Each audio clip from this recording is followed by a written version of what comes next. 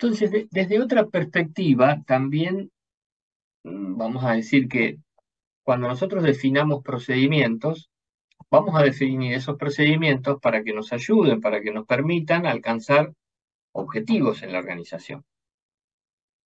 Y cuando recordamos objetivos, digamos que no existiría una organización que no tenga un objetivo, ¿sí?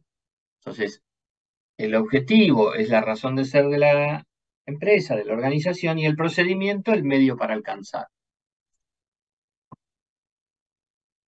Sí, sí, este PPT y el otro los voy a subir en el fin de semana. Va a estar en el Classroom, sí, sí, claro. Y cuidado, cuando yo hablo de objetivos, no solo una empresa con fines de lucro, una ONG también tiene objetivos y estaría bueno que defina sus procedimientos para alcanzar esos objetivos. Yo quiero, el objetivo de la ONG es, eh, supongamos, asistir a que los menores del partido de Lomas de Zamora puedan eh, estar escolarizados, ¿no?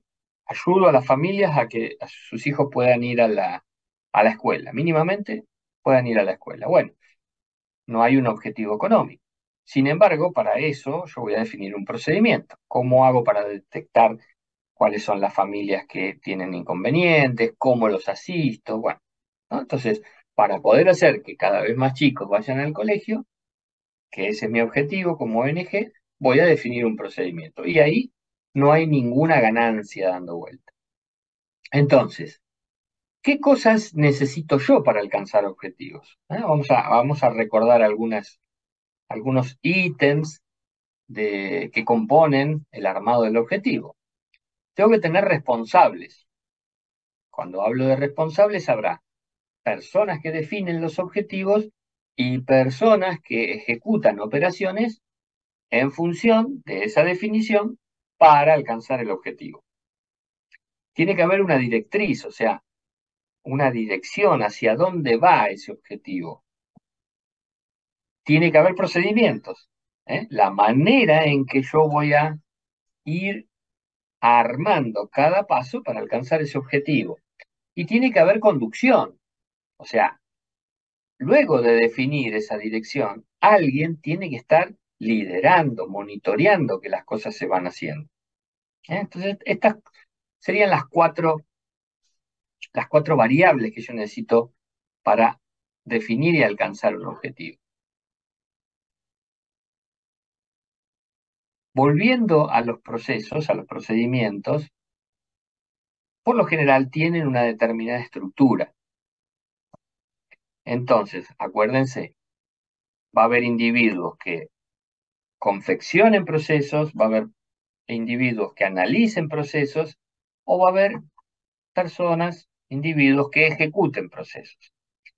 Ambas, o cada uno de esos poblaciones, tiene que tener claro que los procedimientos van a incluir actividades, relaciones y políticas. ¿Y qué hay adentro de cada uno de estos conceptos? Bueno, en las actividades que se incluyen en el procedimiento, va a haber, por ejemplo, métodos. Recordemos que hablábamos de los métodos, dijimos, el método me va a decir cómo yo tengo que hacer cada cosa. Supongamos que el procedimiento me indica cómo matricularme en las materias para el cuatrimestre.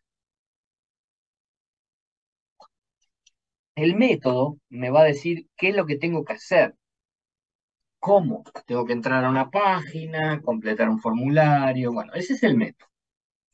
Después en todo procedimiento, dentro de las actividades del procedimiento, va a haber secuencias. Esto quiere decir que cada etapa va a estar indicada con un orden. Primero se hace tal cosa, luego se hace tal otra, y así. hay una cierta, o hay un cierto comportamiento organizacional. ¿Qué quiere decir comportamiento organizacional? Hay una cierta cultura organizacional en las actividades, en la definición de las actividades. Vamos a ver después, más adelante, que los procesos, los procedimientos están directamente influenciados por la cultura organizacional. Depende cómo yo defina determinadas cuestiones, los procedimientos van a ser un reflejo de esa cultura. También hay formas y también hay áreas de responsabilidad, ¿no? Si yo digo, bueno, a ver, vamos a ver la etapa de adquirir insumos. Bueno, vamos a ver que en esa etapa de adquirir insumos, que antes llamábamos el procedimiento de compras, va a haber un área de almacenes, va a haber un área de compras, va a haber un área de control de calidad. Cada una de ellas es un área de responsabilidad. Dijimos que también hay relaciones. Y dentro de los procedimientos hay dos tipos de relaciones. Las de coordinación y las del ámbito de competencia. Las relaciones de coordinación están relacionadas a lo que yo necesito gestionar con otras áreas, con mis clientes internos, ¿no? Entonces, no existe que yo trabaje solo para dentro de mi sector. Seguramente me tengo que relacionar con otros y tengo que coordinar tareas con otros. Ese es el tipo de relación de mi parte hacia el resto de la organización. Y luego están los de ámbito de competencia, que es lo que va a hacer cada sector en sí. Cuando dijimos compra, bueno, compra se va a relacionar coordinadamente con la fábrica, con el almacén, con el control de calidad, con el proveedor. Pero después, dentro de compras, va a tener relaciones internas de las propias tareas. Entonces, esos son los dos tipos de relaciones que voy a encontrar en los procesos. Después dijimos que también en los procedimientos nos vamos a encontrar con políticas. Las políticas son lineamientos generales, son como indicativos, son como marcos de referencia de cómo quiere la organización que se manejen tal o cual situación. Y políticas nos vamos a encontrar de tres tipos: políticas de operación, de control y de decisión. En las de operación lo que me va a marcar es cómo la organización quiere que se haga cada cosa. Por ejemplo, va a haber una política de compras. Me va a decir cómo quiero yo, organización, que se maneje una gestión de compras. Después va a haber políticas de control, que lo que me va a decir es cómo quiero que se controle. Entonces voy a encontrar, por ejemplo, una política de control de calidad. Cómo quiero que se revisen los insumos que llegan y cómo quiero que se revisen los productos que yo termino de fabricar. Y por último, las políticas de decisión, ¿eh? Donde voy a dejar claro cuál es el método, cuál es la forma que yo pretendo para aquellas situaciones en las que tenga que decidir. Ejemplo, cuando tenga que dar un aumento de sueldo, una política de incremento salarial. ¿Cómo voy a otorgar? ¿En base a qué? ¿No? Entonces, otra cuestión que vamos a encontrar en los procedimientos son políticas y políticas de determinadas características.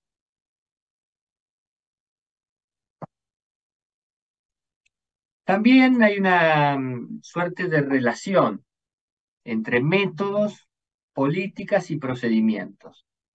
Fundamentalmente porque se comete el error de mezclar o confundir el método con el procedimiento, ¿no? Que cuando yo hablo de un método, muchas veces se escucha hablar una persona mencionando un método y en realidad lo que está hablando es de un procedimiento, o viceversa. Entonces, la política dijimos que son orientaciones, ¿sí? Son fundamentos de cómo yo quiero que se haga determinada cuestión. La política sí puede ser verbal, a diferencia del procedimiento. Por lo general son escritas, pero sí puede ser verbal. Y está dada también por los objetivos de la organización. Los métodos son muy detallados. En realidad el método me va a indicar específicamente cómo hacer una parte de una tarea, o una tarea, o una parte de una tarea.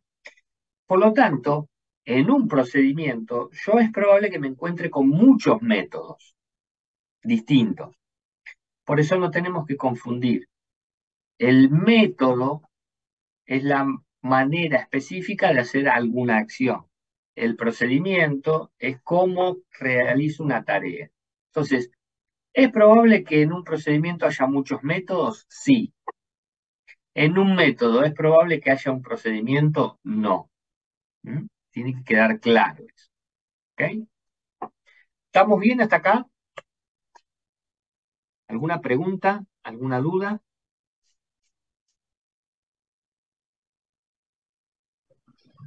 No, estamos bien, ¿eh?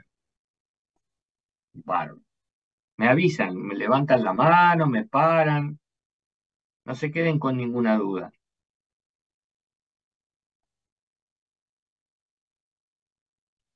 También tenemos que entender que hay una relación entre el procedimiento y el organismo social, entendiendo organismo social como la propia, el ente, ¿eh? En donde está enmarcado ese proceso. Em, Organizacionalmente, nosotros vamos a hablar de una parte estructural dentro de la organización y una parte dinámica. ¿Eh?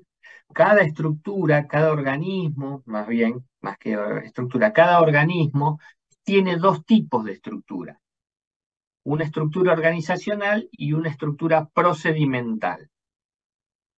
¿Por qué decimos esto? Porque la estructura organizacional es la parte estática, es el organigrama, es cuando yo muestro las funciones, los puestos, los niveles de autoridad. Entonces, es algo estático, fijo. En cambio, la estructura procedimental es dinámica, es donde están las políticas, los procesos, los métodos. Pero todo eso forma parte de una estructura, ¿m? Tanto la parte estática como la parte dinámica.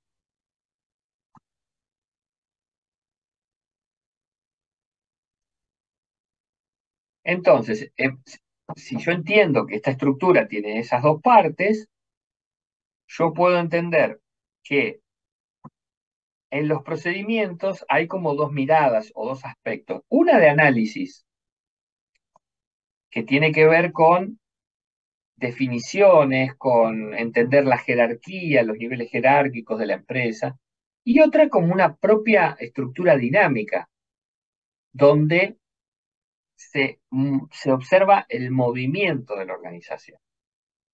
Entonces, en un mismo procedimiento, yo puedo ver cómo está dado el orden jerárquico y cómo está dada la propia operación. Es importante conocer esto porque a mí, analizando el procedimiento, puedo observar las dos cosas. Por ejemplo, podría observar cómo es la cultura organizacional en función de cómo se juega la jerarquía y puedo entender cómo es la manera de operar en función de los métodos, los controles.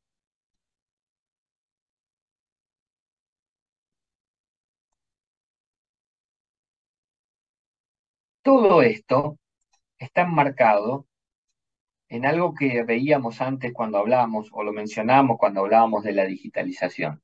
Las organizaciones son entes complejos, ¿sí? En toda organización existe la complejidad. Puede haber mayor o menor complejidad. A mayor grado de tecnología puede haber una complejidad. A mayor grado de operación puede haber una complejidad. Pero hay una manera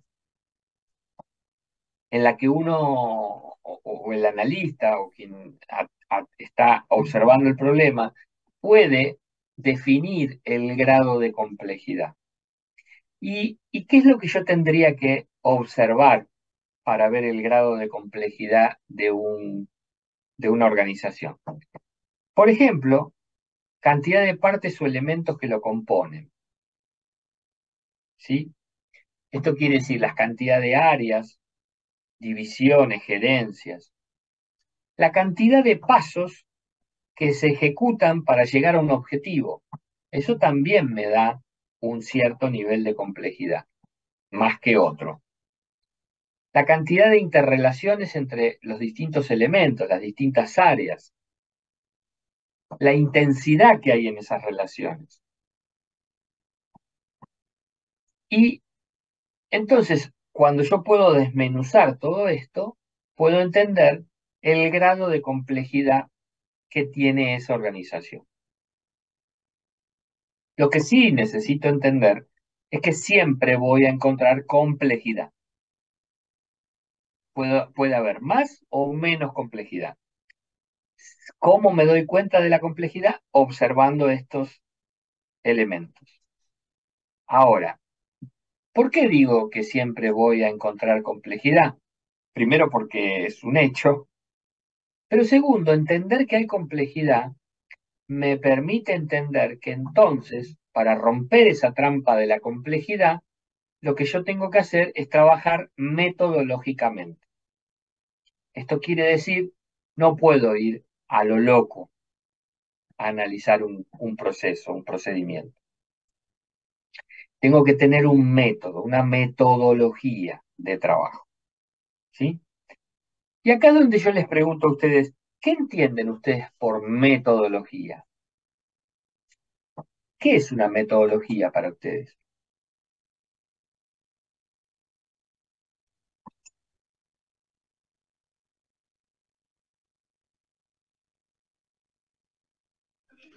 Una forma de proceder, una receta. Una forma de proceder, una receta, una forma de accionar, por ejemplo, ¿no? Frente a X circunstancias. Bien. Y, y esa forma de proceder, ¿qué características tendrá? ¿Qué tendría que tener esa forma de proceder para llamarse como tal, digamos? Orden. Un orden, bien. ¿Qué más? Un objetivo. Un objetivo, ok, puede ser un para qué. Si varias personas van a estar interactuando con esa metodología, ¿cómo debiera ser? Organizado. Organizada y a la luz de las personas, ¿cómo debiera ser? Formalizada, ¿Cómo? formalizada, o sea, Formalizada, escrita. ok. Ser fácil de comprender, dice Jonathan. Muy bien. Sencilla, que todos puedan entender lo que estamos hablando. Si yo vengo acá y les digo, bueno, chicos, vamos a hacer, y chicas, vamos a armar metodológicamente un procedimiento para practicar. Y les empiezo a hablar de la física cuántica, qué sé yo. Más de la mayoría me va a decir, ¿de qué está hablando este muchacho? Porque me fui a un terreno que algunos quizás conocen algo de física cuántica, yo no conozco nada, les aviso, lo traje solo para el ejemplo. Pero sí que es un lenguaje comprensible, si no, si trabajo con un equipo multidisciplinario, ¿no? Entonces ahora vamos a ver qué características tiene que tener esa metodología, que más o menos lo estuvieron trayendo ustedes, ¿no? Entonces, ¿qué es una metodología? Es un conjunto de actividades secuenciales con un cierto orden que tiene como objetivo arribar a un fin determinado de la forma más eficiente posible. ¿Qué quiere decir esto? Acuérdense de la definición de eficiencia, ¿no? Menor cantidad de recursos en el menor tiempo posible. Entonces, si yo quiero analizar un procedimiento sin una metodología, probablemente voy al fracaso, ¿sí? Para poder abordar el análisis de un procedimiento, tengo que definir una metodología de trabajo. Y acá tienen algunas etapas de lo que es un análisis metodológico, por ejemplo, cuando yo trabajo con sistemas, un análisis tradicional, porque hoy con todas las metodologías ágiles, esto un poco fue variando, ¿no? Pero entonces, de sentido común, yo primero voy a hacer un análisis, una vez que tenga bien analizado el tema, voy a empezar a diseñar, cuando tenga el bosquejo, la maqueta, voy a construir, cuando lo termine lo voy a implementar, seguramente antes de implementarlo voy a probar, y después lo voy a mantener, que quiere decir que esto siempre tenga vigencia, ¿no? Esto es sentido común, hasta acá lo que hablamos. Ahora sí, ¿qué tiene que tener esa metodología? Un lenguaje común, lo que decíamos antes. ¿Eh? Que todos entendamos de qué estamos hablando. Que sea simple. No necesito complejidad, tiene que ser entendida por todos. Que sea poderosa, ¿no? Que arrastre, que la gente la compre. Que sea flexible y adaptable. ¿Por qué? Y porque ante cualquier cambio yo tengo que poder adaptarme a ese cambio. Que maneje estándares. ¿Qué quiere decir que maneje estándares? Que si decimos, ¿cómo vamos a dar por correcto algo? Vamos a dar por correcto algo cuando alcance un 95% de eficiencia. Eso es un estándar. Porque si yo digo, ¿cómo vamos a dar por válido algo? Cuando alcance un X porcentaje de cumplimiento. ¿Y cuánto es? ¿Cuánto vale X? Entonces tengo que tener un estándar. Si cada variable que yo verifico alcanza hasta el 95% de eficiencia, está ok. Si no, no. Ya está. ¿Eh? Lo entendemos todos. Una simbología única y acotada. Si hago gráficas, si utilizo gráficas como se utiliza muchas veces, diagramas de flujo, diagramas de Gantt y demás, tiene que ser clara. Y tengo que definir, para medir los tiempos del proyecto, vamos a usar una gráfica de Gantt. Y fundamentalmente que esté aceptada por todo el equipo de trabajo. ¿Sí? Que estemos todos de acuerdo. Que si definimos que el estándar es 95, todos estén de acuerdo. No venga uno después para decir, no, para mí 95 es mucho, muy. Sí que es 90. Bueno, discutamos hasta que nos pongamos de acuerdo. Pero después, una vez que acordamos, acordamos. ¿Qué me beneficia? ¿Qué me permite esa metodología? Bueno, planificar mejor, asignar rápidamente actividades, me permite ir viendo un grado de avance del proyecto y ese grado de avance lo puedo informar a alguien que esté controlando el proyecto, controlo mejor, trabajo coordinadamente, todos sabemos lo que estamos haciendo. Por lo tanto, si se cumplen estas hasta acá, optimizo los recursos. Y esto es fundamental. Cualquier persona del equipo de trabajo puede dar hacia afuera de ese equipo respuesta a una consulta en cualquier momento. ¿Por qué? Porque todos sabemos de qué estamos hablando, porque todos lo aceptamos, porque el lenguaje es sencillo, porque manejo una metodología común. Entonces no tengo que esperar al líder del proyecto para que... No. Cualquier usuario que le pregunte a alguien que está trabajando en ese procedimiento, cualquiera le puede dar una respuesta de cómo estamos hasta hoy.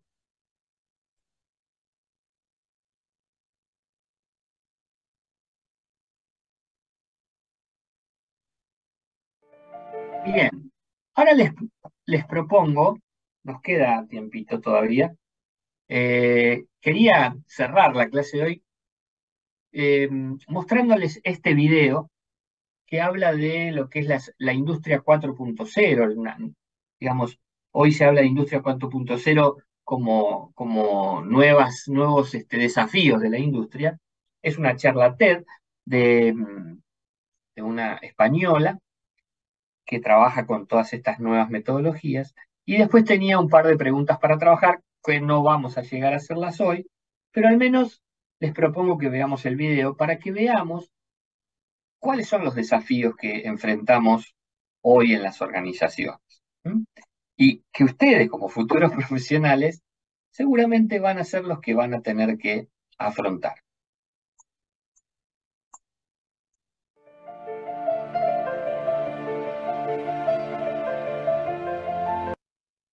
Pero voy a avanzar un poquito. Yo creo que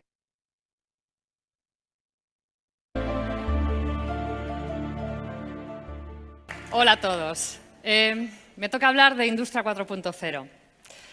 Yo creo que es una palabra que muchos de vosotros, yo creo que todos habéis oído. Es buena, es mala, trae riesgos, nos puede quitar puestos de trabajo o es una oportunidad. Yo hoy vengo porque soy de las que está plenamente convencida de que es una oportunidad. Y confío que con las 3 ideas que voy a compartir con vosotros, al final todos tengamos la misma visión. Hace unas semanas el New York Times publicaba esta noticia. Los que estamos acostumbrados a trabajar en países del este de Europa sabemos que son economías que están creciendo a una velocidad monstruosa, que tenemos allí plantas que nos cuesta mucho crecer porque no tenemos gente, la rotación del personal es muy alta y estamos haciendo lo que dice la noticia. Estamos sustituyendo personas que no tenemos por robots. Sustituidas por robots al 100%. ¿Acaso nos vamos a encontrar con esto? ¿Os acordáis de Harrison Ford en Blade Runner? Allí él luchaba contra unos robots humanoides que no tenían sentimientos, pero tenían una inteligencia increíble. Los humanoides se habían rebelado contra los seres humanos que los habían creado. Y Harrison Ford luchaba con ellos. Ese es el miedo que tenemos a esta revolución que nos estamos encontrando, que la inteligencia artificial, la industria 4.0 nos haga sustituibles. Pero no es la primera revolución, es la cuarta, por lo tanto, antes ha habido 3. La primera en el siglo XVIII es la que sustituyó la fuerza física del hombre o del animal por el vapor. La segunda, un siglo más tarde aproximadamente, está bien representada por todo lo que hizo Henry Ford. Es hacer accesible el consumo en masa. Tú podías tener un coche, eso sí, era negro y era el Forte, no había otro. La tercera revolución ocurrió más o menos cuando yo nacía, hace unos 50 años, dentro de unos años. Fue la revolución de los ordenadores. De repente todos teníamos un Spectrum, algunos recordaréis en casa, o teníamos los PLCs en las industrias o empezaron a aparecer robots de forma masiva. Y ahora estamos en la cuarta. La cuarta es la revolución industrial 4.0 y es la de los datos. ¿Qué significa datos? Significa 3 cosas. Significa sensórica, primero. Tenemos el mundo cada vez con más sensores. Nuestros coches detectan el sensor que hay adelante, la lavadora pita si detecta no sé qué. Todo está lleno de pitidos y sensores que nos lanzan datos. Esos datos, el segundo punto, es el almacenamiento masivo, la capacidad que tenemos de guardarlos a muy bajo coste y accesibles desde todos los puntos, desde la nube. Y el tercero es la inteligencia artificial. ¿Cómo somos capaces de esos datos extraer información casi mejor que el propio cerebro humano? ¡Qué miedo! Pero ese miedo, si lo vemos reflejado en Producto Interior Bruto, pues no ha supuesto nada malo a lo largo de la historia, sino todo lo contrario. Vemos que los años en los que se produjeron las revoluciones industriales, todos los países del mundo, cada uno a su ritmo, experimentó un aumento económico tremendo. Y eso fue bienestar. Si miramos ahora al Reino Unido, tenemos aquí algunos datos. En el punto rojo son las horas que un trabajador trabajaba en el siglo XVIII, 62 horas a la semana. Hoy, los viernes a la tarde, libramos. Y la productividad por hora de esa persona traído a dólares de hoy era como 1,29 dólares. Hoy es 22 veces mayor, 28,71. Es decir, trabajamos la mitad de horas, pero el valor de lo que trabajamos es 22 veces mayor. Y además, nuestros hijos no trabajan, porque antes, cuando se trabajaba 62 horas, eso también era para los niños, y ahora los niños ya no trabajan. Es decir, bienestar. Las revoluciones nos asustan, primera idea, intentamos pararlas, pero como se decía en Parque Jurásico, la vida se abre camino. Hay oportunidades, oportunidades que vamos a ver cómo se están reflejando en nuestras fábricas. Los almacenes inteligentes. Resulta que estamos todos en la prensa leyendo sobre cuándo va a llegar el coche autónomo y nuestros almacenes están llenos de vehículos autónomos, los denominados AGVs. Esto es una foto de un almacén de Amazon, pero no hay que irse a Amazon. Nosotros tenemos esto metido en nuestras plantas del este de Europa, por la razón que hemos comentado antes. En los almacenes no hay nadie, los vehículos llenos de sensores, hemos dicho antes, sensores, se mueven por la planta en base a láseres, a cartografías, a GPS, distintas tecnologías. O los robots colaborativos. Estamos acostumbrados también a ir a las fábricas y ver robots. Los nuestros son naranjas. Tú llegas a una fábrica llena de robots naranjas, todos estupendamente encerrados en jaulas, porque los robots son peligrosos, hay que protegerse de ellos. Los robots no nos ven, no nos sienten. Se ponen a mover el brazo ese que tienen y como te pillen, te dan. Y si te dan, mal. Entonces, nos gastamos más en proteger la seguridad del robot que en el propio robot, que realmente no vale mucho. Y el robot trabaja aislado de nosotros, cada uno a lo suyo. Eso se acaba, llega la sensórica. Los robots colaborativos son capaces de sentir que tú estás al lado, de si te tocan pararse, y podemos hacer lo que vemos en la foto, trabajar mano a mano con ellos. Y esto no es ciencia ficción, esto está ahí ya. Y llegamos a mi tecnología preferida, la impresión 3D, el 3D printing. Y es mi tecnología preferida porque es libertad de diseño. El 3D printing lo que nos va a permitir, lo que está ya permitiendo, es colocar la materia donde nos hace falta. Haciendo esto, lo que conseguimos es estructuras tremendamente resistentes y muy ligeras. O sea, en su día, quizás recordaréis que copiamos, ¿no?, el panal de abeja para las estructuras aeronáuticas, pues ahora lo que nos vamos a encontrar es que copiamos otras formas bio, las de los huesos, las de las conchas. Hay lavadoras alemanas que están incorporando ya este tipo de estructuras para reducir las vibraciones. Lo digo con emoción, para mí es la tecnología más prometedora que se está empezando a usar en algunos sectores como la aeronáutica. Airbus no es este ejemplo, pero Airbus ha sustituido toda una tobera de no sé cuántas piezas por una única pieza en 3D printing de manera industrial.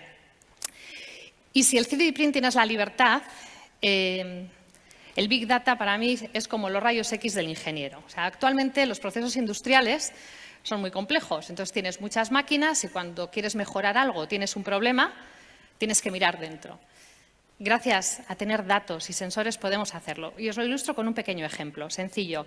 En nuestras plantas, uno de los mayores consumos energéticos es el que viene de los compresores, de aire comprimido, de la red de aire comprimido de 10 bares que hay en las plantas. Entonces, pues siempre estamos buscando fugas, estamos intentando reducir ese consumo. Y hace años, cuando nos hicieron esta 4.0, poníamos un sensor y cada X minutos tomábamos un dato y nos salía la curva de arriba. Ahora los datos son gratis. Tomamos, yo qué sé, 20 datos al nanosegundo, si tú quieres, y te sale la gráfica de abajo. Y en la gráfica de abajo es donde ves la oportunidad de mejora, es donde ves cómo tienes que variar la programación del compresor para poder hacer lo que hemos hecho, que es ahorrar un 15% en el consumo energético de las salas de compresores. Y llega, por último, la personalización de coches. Yo cojo el iPad, me siento con mis hijos y le digo, a ver, Javier, ¿tú qué color quieres? Rojo, pum, coche rojo. Lea, ¿tú qué quieres? Yo descapotable, pum, y descapotable. Yo digo, y el 37 es mi número de la suerte. Configuramos en el iPad el coche, le damos a Send, previo pago, y ¡ra! Entra directamente a la línea producción del UKL. Esto es justamente lo que el pobre Henry Ford en la segunda revolución industrial no podía hacer, que te metía siempre el forte negro. Y esto está viniendo. Y para los que trabajamos en automoción, este es el gran reto, es poder tener líneas de fabricación que sean flexibles, que hoy fabrique el coche eléctrico, que no sé cuántos voy a vender, y mañana fabrico el coche no eléctrico y te lo fabrico rojo y te lo fabrico gris. Es decir, cosas que nosotros estamos haciendo ahora, mover cargas de un sitio a otro, o todo el tiempo que pasamos en las fábricas y en las empresas recolectando datos para luego tomar decisiones, que nos hemos quedado sin el tiempo de la toma de decisión porque nos lo hemos gastado en la recolección de datos, eso ya lo van a hacer otros. Vamos a tener que hacer otras cosas. O sea, aparecerán nuevas profesiones. ¿Cuáles son? No lo sé, no tengo la bolita mágica, pero aparecerán. Habrá que estar atento a ello. Pero no van a desaparecer. Cuando en la primera revolución industrial llegaron los telares a Inglaterra, un telar movido por fuerza del vapor sustituía a 36 obreros. Ahí empezaron las primeras movilizaciones sindicales en Inglaterra. Pero hemos visto, eso no fue malo, el obrero cambió de sitio, se crearon nuevas profesiones y ahora vive mejor. El 1 de mayo salía esto en El Mundo, hace tan solo 4 días. Las fábricas inteligentes van a mejorar la productividad. Mejorando la productividad viviremos mejor. Pero, tanto en la vida como en el arte, no hay que olvidar que muchas veces hay que escoger entre sentir o entender. No va todo de datos y de entender. Estamos los humanos detrás que hacemos más. Porque vosotros creéis que ese iPad lo hubiera podido inventar un robot colaborativo que solamente coge datos y toma decisiones superlógicas. Pues yo creo que no. Yo creo que tuvo que haber un humano, que ya sabéis quién es, que tenía 2 cualidades muy de los humanos, que es la tremenda curiosidad que tenemos, como los niños, que decía antes Fernando, y la emoción que experimentamos ante la belleza y ante el arte. Ese sentimiento no lo tienen los robots, por muy colaborativos que sean. Pero lo bueno es que esta revolución yo considero que es para las personas, porque las máquinas van a poder hacer cosas que nosotros hacemos ahora y vamos a tener el hueco de poder ser más humanos, de poder utilizar cualidades que son solamente nuestras para sentir, para crear, vamos a vivir mejor porque va a mejorar la productividad industrial. Yo ya tengo ganas de poder bailar flamenco más los viernes, porque, bueno, las máquinas, esta frase, voy a acabar con ella, ¿no?, de Garry Kasparov. Las máquinas son muy buenas dando respuestas, pero somos los humanos los que somos buenos haciendo las preguntas. Así que, bueno, yo solo os diría, espero que estéis convencidos de que tenemos que seguir adelante con esta revolución, que no hay que tener miedo, que no van a desaparecer puestos de trabajo, que nos vamos a inventar nuevos puestos porque los humanos nos abrimos camino y que hay que actuar. No podemos esperar a que vengan los alemanes a decirnos cuál es el siguiente puesto de trabajo que hay que inventarse. Lo tenemos que hacer nosotros. Hay que levantarse y buscar las oportunidades, porque si no nos movemos, pues ya nos moverá otro. Muchas gracias. Bueno, acá no nos da el tiempo hoy, pero después de mirar el video había 3 preguntas para que trabajemos. Se las voy a dejar para que el que quiera las analice y las responda. Y un poco el video buscaba esto, ¿no? Ver hacia dónde van las cosas, esto de imaginarnos, de esto de vamos a hacer o van a ser ustedes los que van a tener que afrontar los nuevos desafíos, diseñar nuevos procesos, nuevos procedimientos para esos nuevos desafíos, pero esto del miedo, de la inteligencia artificial y demás, ¿no? Y de poder analizar esto, ¿no? Que cualquier tecnología va a ser muy buena para responder rápidamente, para dar respuestas, pero las preguntas, por un largo tiempo, entiendo yo, siempre las vamos a poder hacer los seres humanos, ¿no?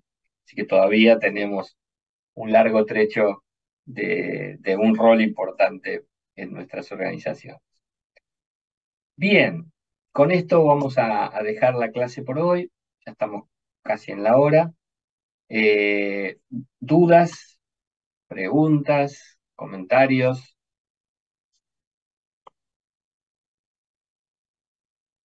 Por mi parte no, profe. Por mi parte, Espérate un poco, profe.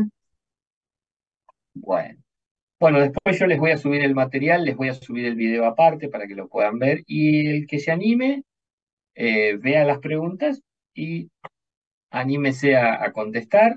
Es simplemente para reflexionar y bueno, el viernes que viene, si hay alguien, conversamos sobre a ver qué le pareció. ¿Ok? Bueno, que tengan un buen fin de semana largo y que arranquen una muy buena semana. Nos vemos el próximo viernes. Hasta el Muchas viernes. gracias, profe. Hasta luego, profe. Nos vemos, Hasta profe. luego.